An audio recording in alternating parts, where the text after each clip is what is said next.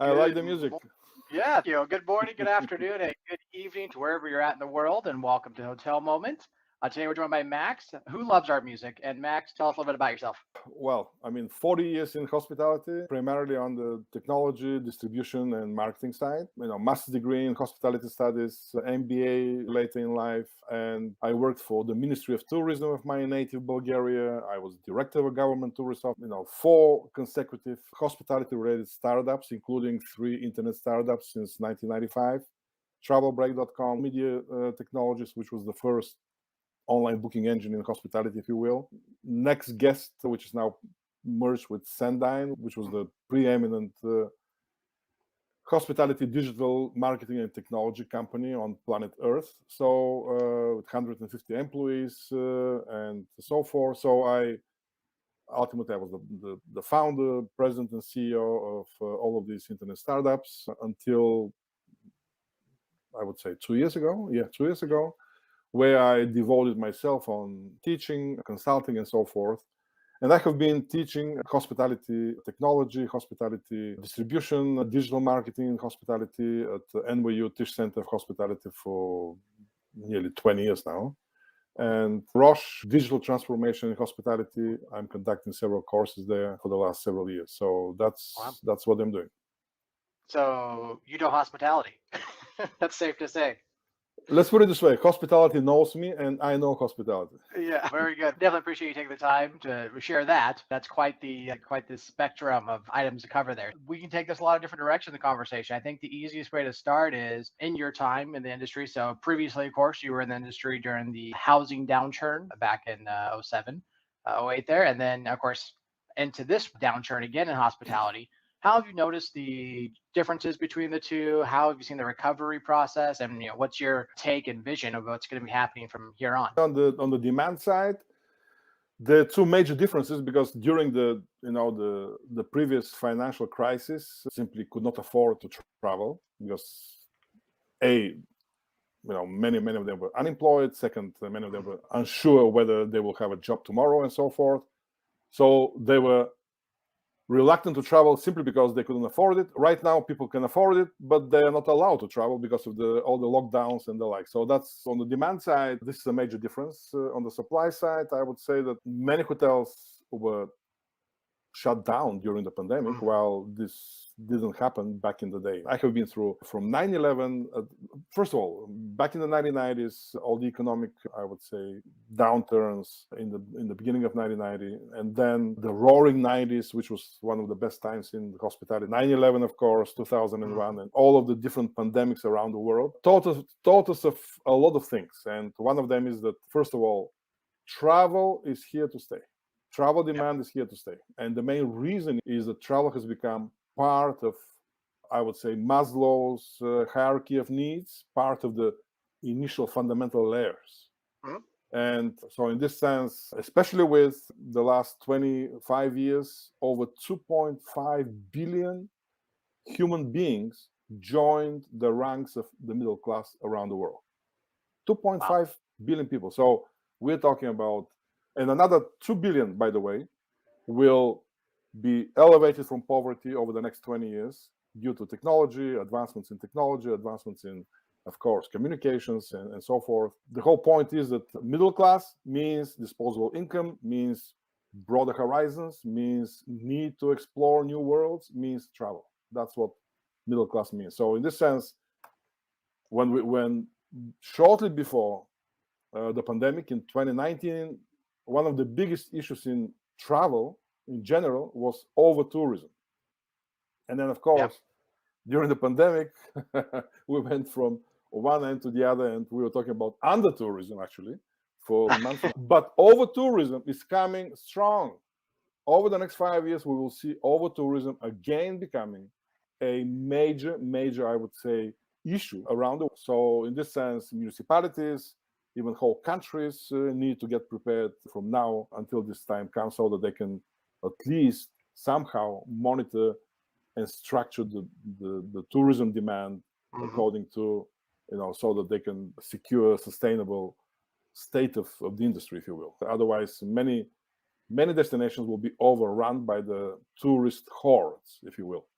Yeah, well, and it's exactly that. You actually posted something on LinkedIn here recently. It had a chart there that showed about that demand and how behind hospitality is in trying to keep up with the staffing levels. That's one huge thing is that every hotel nowadays is trying to scrape and find some sort of staff somewhere in order to accommodate. Because exactly what you just said. We have so many people now traveling from a leisure standpoint too. Yeah. Hotel, it's even if it was apples to apples or even less travel from the leisure side, the challenge is a leisure traveler, the demand and the need is so much greater compared to that of a business traveler who is seasoned. They know what they want, they know what they need, they know what to ask for, how the process works. You can see that even just in the airlines when you go to fly or go to travel at all. A lot of families who are lost, confused, they don't know what's going on. Airlines are having a similar staffing challenges Oh yeah. and trying to find staff. It's across our industry in hospitality. It doesn't. But just imagine, Mhm, business travel is nowhere to be seen today.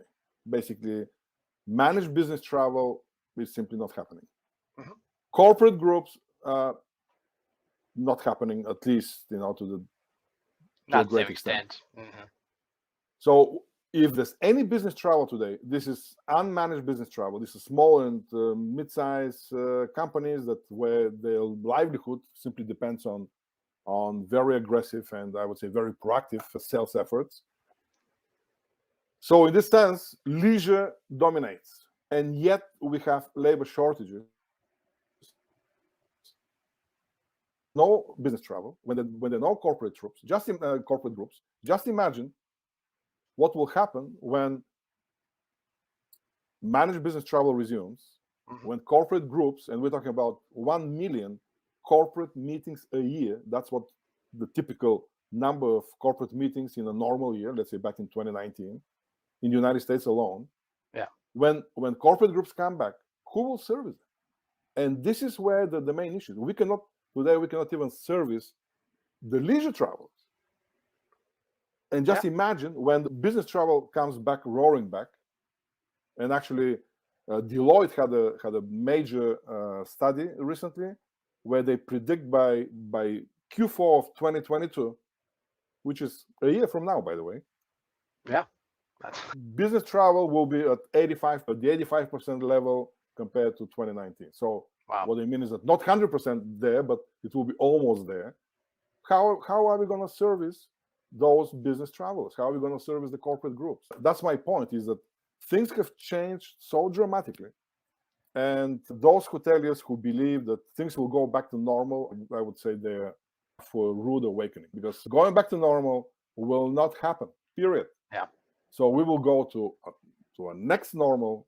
It's not even a new normal, because there's a new normal happening all the time. Yep. The next normal will be with few people. We have to do more. And how do we do that? The only way is by changing, first of all, business models, simplifying service delivery, and implementing technology. These are Yeah. the main ways that we can handle, that we'll be able to handle, I would say. Yep. The That's a great point. It's a great point. It's a matter of finding that cohesion amongst all three of those sets. In the end, is hospitality is naturally given that you're a hotelier, you're face to face. We say we're in the industry because we enjoy being abused and know that our guests are going to have something to say to us. So there's a level of that, and I think the biggest challenge you find is trying to find staff, find that talent that knows that for every guest that we may not like, there's quite a bit more that we do and get to make those memorable moments with. It's balancing that technology and how do we bring technology? How have you seen technology now being adopted to hotels that have found success in doing, I guess, doing less with more? it's do or die. That's I Yeah. believe this is the situation that our industry is in, because right now there are 1.73 million open positions in hospitality and leisure as a whole in the United States. That's the United States alone. And by the way, the same issue is in Europe. Yep. The main issue is in Asia Pacific. So one way is to offer very, I would say, above market salaries and benefits. Mhm. The problem is that we're competing with all the other industries. Yeah. And again, business services, for example, nearly 2 million open positions. Retail, 1.3 million open positions. Manufacturing and construction, 1 million open positions. And all of these industries, by the way, are offering much better benefits. In construction, the entry level is $40 an hour. We will never achieve this in hospitality. No, entry level. So what they mean is that we cannot outbid the other industries. Simply, we cannot outbid the other. The main and only way out is introducing technology. And I'll give you one example. If you introduce at your hotel, if you introduce mobile check-in and check-out, of course, mobile check-in with mobile keys, immediately you don't need half of your front desk staff. So you don't fire them. On the contrary, you cannot find them to hire them. So basically, you have to hire less people, and maybe you'll be lucky to do. So this is one of the examples how, on the other hand, if you introduce in the smart housekeeping on demand, similar to what Hilton did for all of their properties in North America. So again, you need humans to do that. Yeah. If you introduce housekeeping on demand, where you select, I'm staying 2 nights, I don't need housekeeping. I don't change my linen at home every 2 nights. Yeah. I don't need my bed sheets and comforter to be tucked in. I don't do this at home. Yeah. So I don't need housekeeping, guys. I need only fresh towels. So if you introduce housekeeping on demand during the mobile check-in process, on one hand, not only the need for housekeepers will be decreased by a number of at least half or more than that, the need for housekeeping keepers that you need to find or hire. Yep. On the other hand, it means lower costs, it means better organization and so forth. So all of this has to be done during the check-in process in advance. And then again, you should be able to select various options. Yeah, it's actually been interesting. Cambria recently had rolled out a housekeeping on demand feature as well. They do it through text messaging. So they're, again, back to your point, utilizing technology. And their messaging is just built around the idea of, hey, we have this option available for you if you're interested. And simply as that. I mean, they don't get too far in depth. If you need something, let us know. It's very open to saying, hey, you have it available. And just reminds the guests that we're not, with everything going on, going to be servicing the room. So if they would like service, they just need to let us know. So exactly to your point, because again, how many people want to pick up the phone, call the front desk, call housekeeping, say, hey, there's nobody there to answer it anyways, versus a text message. It can be texted, it's a sign. Or just imagine one of the steps during the mobile check-in. Yep, exactly. You receive a text or you receive an email similar to checking in for the airlines. Yep. And then you go through the process. Yes, I confirm I'm arriving on this date. Here's my flight. Here's when I am arriving. If some documentation based on local regulation is needed, then you supply that. And then you choose. One of the steps is choose the housekeeping that you would require. Very simple. So it's one of the check-in steps via the mobile check-in. And I would say that this is the best way to deliver. Or, for example, during the self-check-in in the lobby of the hotel, the self-check-in kiosk as well. One of the steps to be naturally, once you select what type of housekeeping service you want, for example, I don't want any housekeeping, then a housekeeper should not be knocking on your door at 6 a.m. and waking you up. So what I mean is, if you want just fresh towels, the fresh towels better be delivered. So in this sense, or a housekeeping every 3rd day, for example, then they better deliver. So in this sense, we're talking about organizational, I would say, structure and processes that needs to be implemented. It's not only technology, but in any case, you cannot charge for housekeeping services per day. This is outrageous. Yeah. That seems a little crazy there to think. There's an idea of monetizing housekeeping that's been discussed off and on. MCR right now, they have, I think it's TWA and some of their properties. Anyways, they launched a la carte. So you only get charged for what amenities you're using. So if you don't want to use the pool, you don't pay for the pool. You don't want to use the gym, you don't pay for the gym. So it's a very interesting thought process to that. Do you see other brands trying to adopt a monetizing of amenities? Listen, the old-fashioned, I would say, the old-fashioned service delivery, where you deliver the same service to all your guests, is, I would say, down the drain. We're the last industry that does this. Yeah. Just imagine the airlines where apart from your seat, there's nothing that you can sell. Yeah, you can sell some drinks, you can sell some, let's say, Wi-Fi, but it's such a limited number of things that you can sell on the airlines. Yet 35% of revenues on average for the airlines come from ancillary services, from merchandising. 35%. How many hotels can boast that 35% of their revenues come from outside, let's say, room revenue or F&B? Yep. No, that's a good point. So what I mean is that the average for hospitality is somewhere around 5% of merchandising revenues. And we have so many things that we can sell. And I agree with you. If I don't use swimming pools when I go to a hotel, why would I pay for this? Sure. It's an interesting concept to say we're going to drop rate down further. And then you just pick and choose. It almost becomes, was it Spirit Airlines does that? And that their airline, you can pay for the flight, and then if you want a seat, you got to pay extra for that. That way you can pick and choose what's important to you, because that's not important to everybody. Some people just need to be on the plane.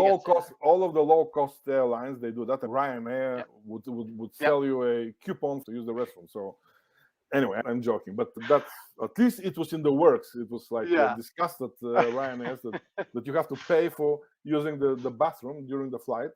Anyway, what I mean is that we have, I would say, unlimited opportunities in hospitality. And we're talking about core ancillary services that are room related or F&B related, and non-core ancillary services.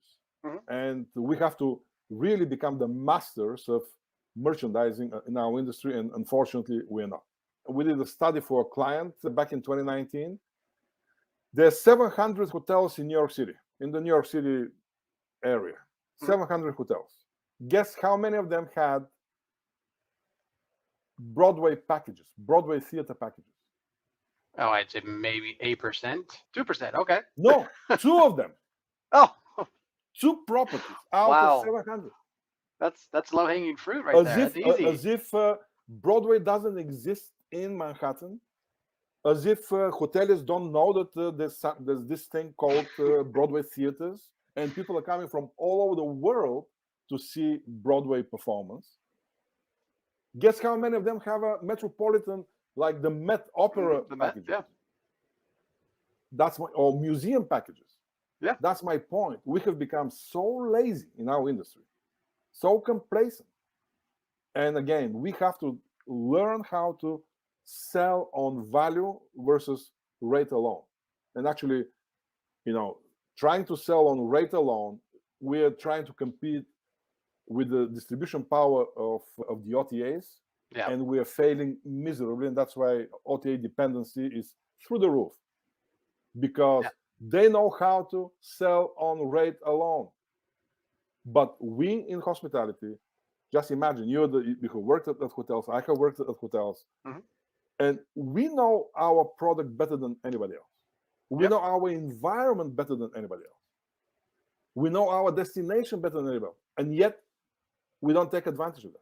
The OTAs do not know your hotel product the way that you do. They do not know your neighborhood the way that you do. Or let's say your destination.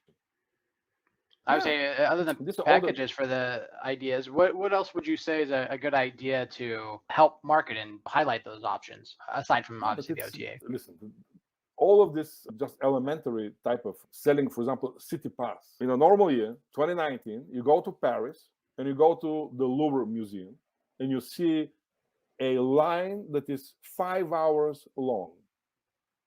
You wait 5 hours to get a ticket to the Louvre.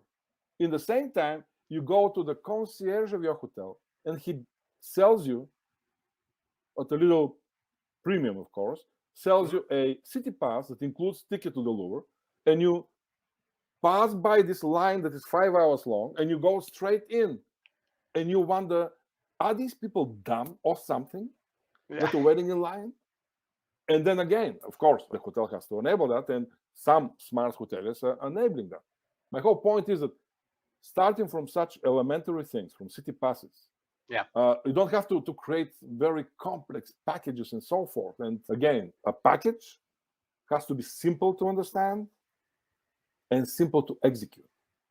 So Exactly. if you create some very elaborate package that it takes 20 people at the property to to fulfill, Yeah. then forget it. It's a total failure, and you will have pissed off customers, and then you will fail in your undertaking, if you will. Yeah. But No, simple that's very valid. package, which is simple to execute. So starting from city passes, starting from museum tickets, starting from even inviting here in Manhattan. I haven't seen, because very few hotels have concierges. Mhm. I haven't seen even a single hotel that invites a local tour operator, like sightseeing operator, local activities operator, come to my hotel. He's a desk. Sell. Sell to my guests. And Yeah. of course, I want some cut Commission out of out it. of this. Yeah. Yeah. I haven't seen even a single why.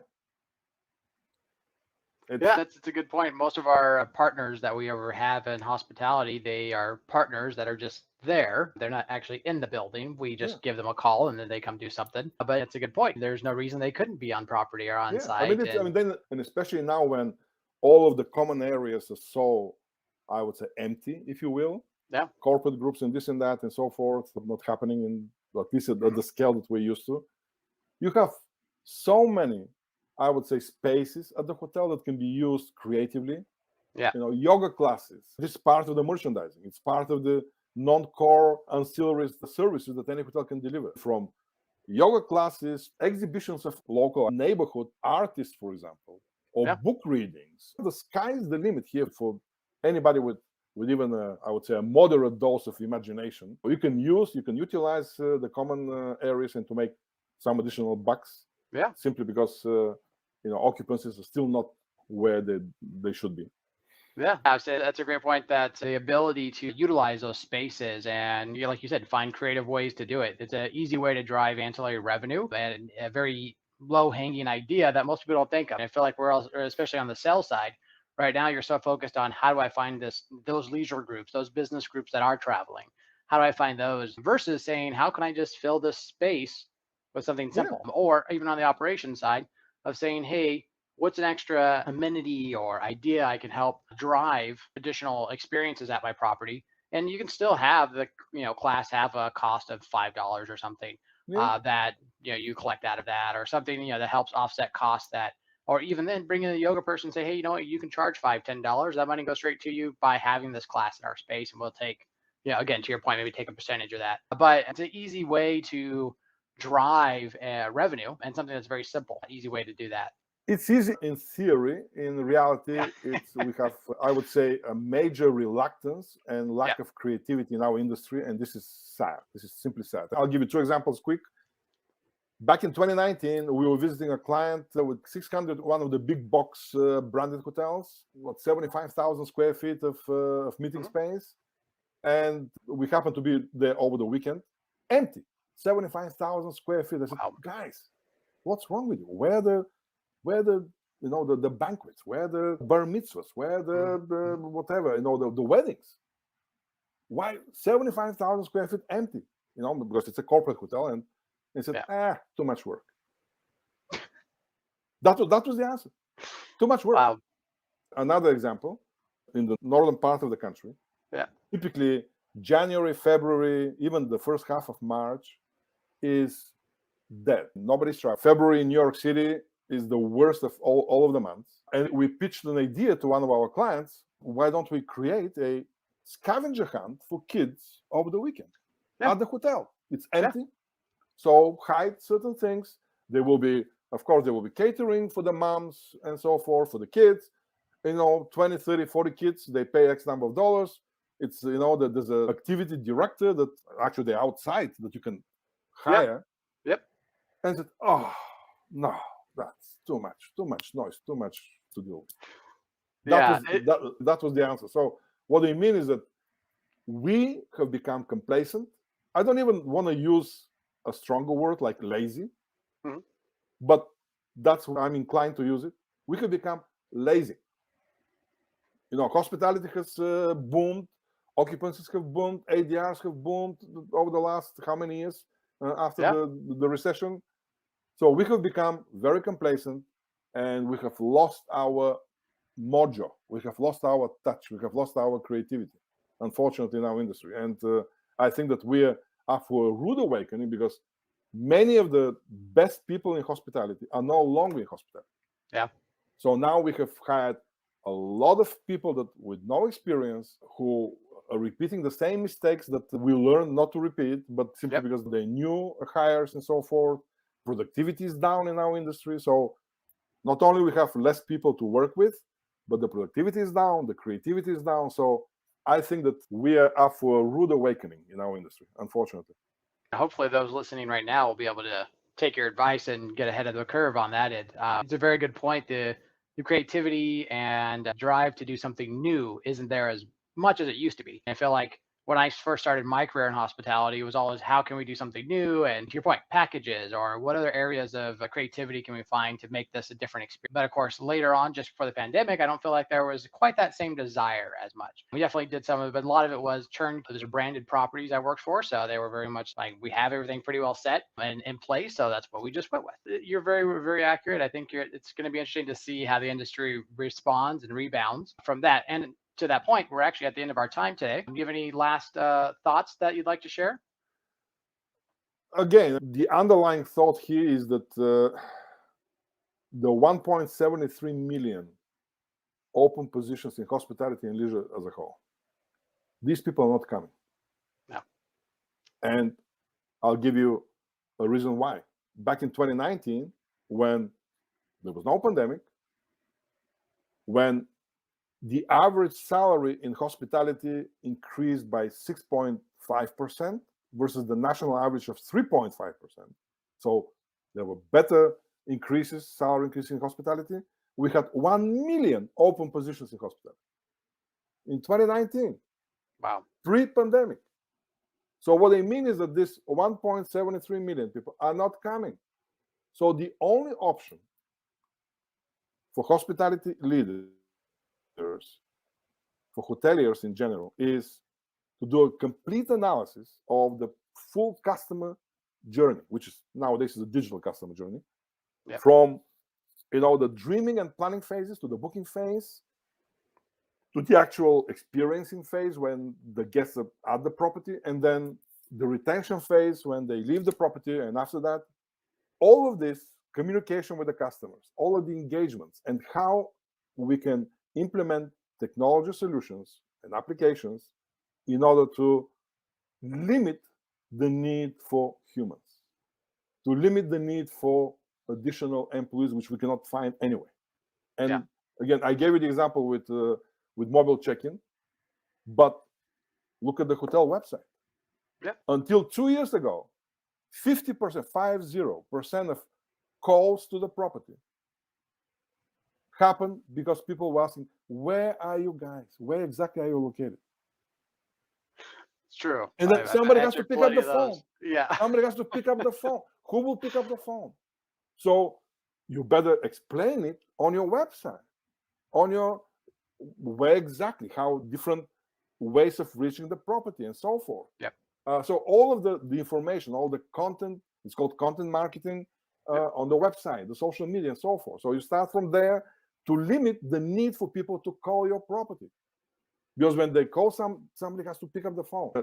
Chatbot on the hotel website, Booking.com eliminates 85% of calls to Booking.com via chatbot. They solve their customer service issues via a chatbot. Why not hotels? There's plenty of applications, chatbot applications for independent hotels, for mid-sized, smaller hotel chains. Where are the chatbots? I don't see them. You start from way before the guests arrive at the property, through the mobile check-in, then at the property, and you analyze every single touch point with the guest and see where you can introduce a technology application, a technology service, in order to limit the need for humans to do the job. One of the examples, housekeepers, go and check whether the guest has left the room. Or really, that's why you have IoT devices in the room that tells automatically to the front desk that, or to housekeeping directly, that, hey, all these 5, 6, 7, 10 rooms, the guests have left. It's technology. And again, as a final thought, it's about time for us to understand that we are not a real estate industry.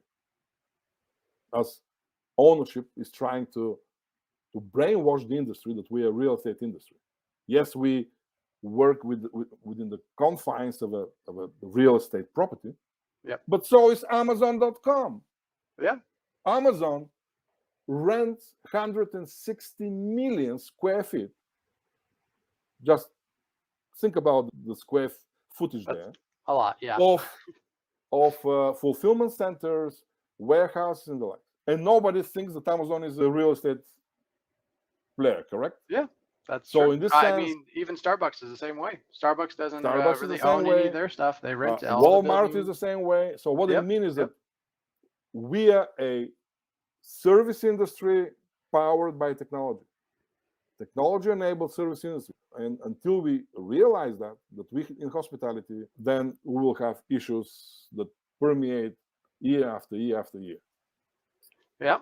It's all about that, getting that bottom dollar in the end. It seems like operationally anyways. But Max, I appreciate your time today, sir. Definitely the insights and sharing everything there. And definitely look forward to connecting with you again here soon. Take care, guys. Awesome. Thanks, Max. Bye-bye. Thank you for listening to the Hotel Moment podcast. For more information, visit gomoment.com/podcast.